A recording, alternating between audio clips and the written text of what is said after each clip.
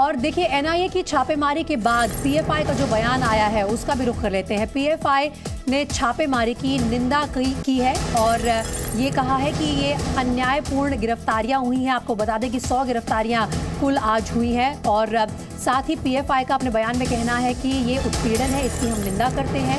NIA के दावे निराधार हैं, सारे दावे डर का माहौल बनाने के लिए हैं।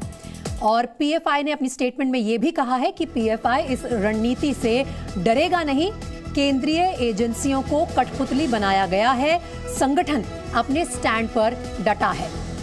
एनआईए के दावों को निराधार बताया है पीएफआई ने इस छापेमारी के बाद और ये कहा है अपने स्टेटमेंट में कि ये सारे दावे जो हैं डर का माहौल बनाने के लिए किए जा रहे हैं।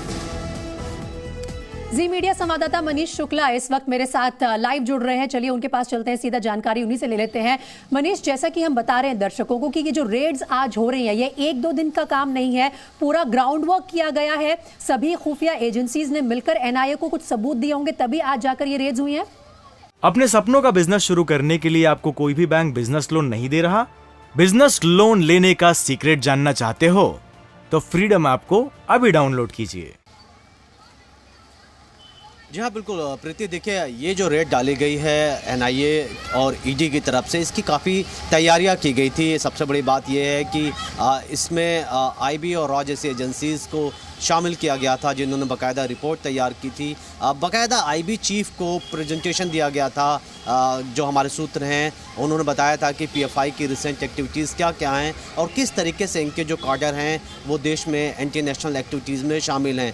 उसके बाद गृह मंत्रालय, गृह मंत्री अमित शाह ने इस पूरे इन्वेस्टिगेशन को, पूरी जो शुरुआती जो तहकीकात थी इसको मॉनिटर किया था, जिसके बाद ओके किया गया था कि रेड डाला जाए। और आप इस बात को भी प्रीति देखिए कि गवर्नमेंट किस तरीके से कोऑर्डिनेट कर रही थी कि एनएसए अजीत डोवल पूरी रात जो मॉनिटरिंग रूम है, जो कंट्रोल रूम है, उसमें इन्वेस्टिगेशन को मॉनिटर कर रहे थे, क्योंकि सबसे बड़ी चिंता इस बात की थी कि कुछ रेड्स एनआईए और ईडी ऐसी जगहों पर डाल रहे थे जो काफ़ी सेंसिटिव एरियाज़ हैं, जहां कम्युनल सेंसिटिविटी का भी ध्यान रखना था। और इसमें फ़ैसला किया गया था कि जब रेड्स ऐसे समय किया जाए कि सुबह होने तक, यानी 7-8 बजे तक जितनी भी एनआईए की टीमें हैं वो वापस उस एरिया से निकल जाएं, अपने ऑफिसेज़ में पहुंच जाएं। और यही हुआ कि जब तक हम सबकी आंखें खुली तब तक एनआईए ने 100 से ज़्यादा, करीब 106 पीएफआई के जो पदाधिकारी हैं उनको गिरफ्तार किया।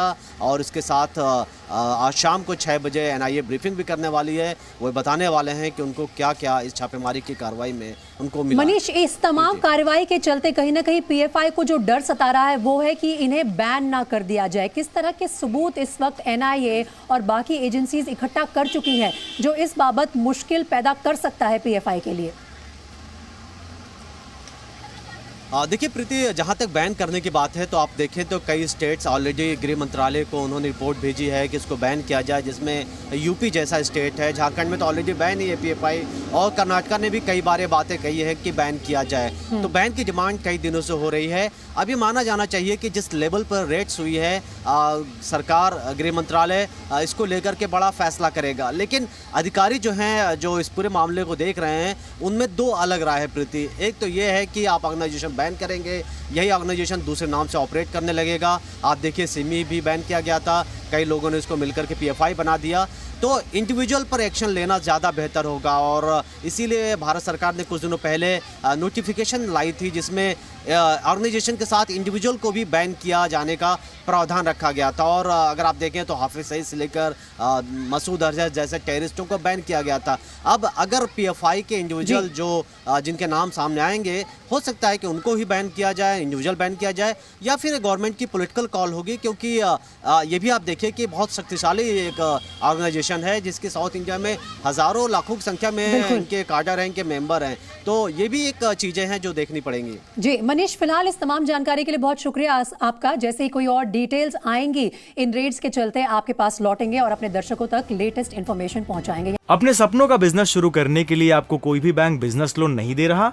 बिजनेस लोन लेने का सीक्रेट जानना चाहते हो तो फ्रीडम ऐप को अभी डाउनलोड कीजिए।